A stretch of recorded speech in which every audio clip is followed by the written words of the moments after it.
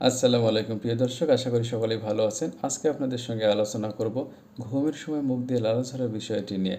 এটি যদিও একটি সাধারণ ঘটনা, তবে অনেকেরই কাছে এটি অস্বস্তির কারণ।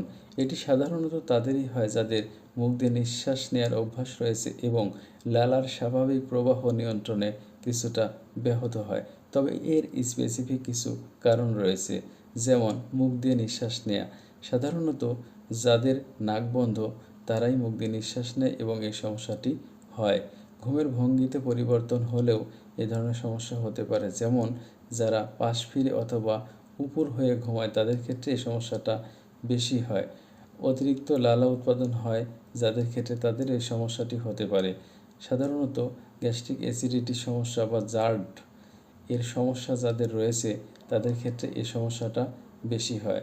স্নায়বিক কিছু সমস্যা রয়েছে, যেমন পার্কিনসন্স ডিজিজ বা স্ট্রোকের কারণে লালা নিয়ন্ত্রণে প্রভাব ফেলে এবং এই সমস্যা হতে পারে। এছাড়াও অবস্ট্রাকটিভ স্লিপ অ্যাপনিয়া নামক সমস্যা রয়েছে, যার কারণে এটি হতে পারে, এবং অ্যালার্জি বা সাইনাসের সমস্যার কারণেও এটি হতে পারে।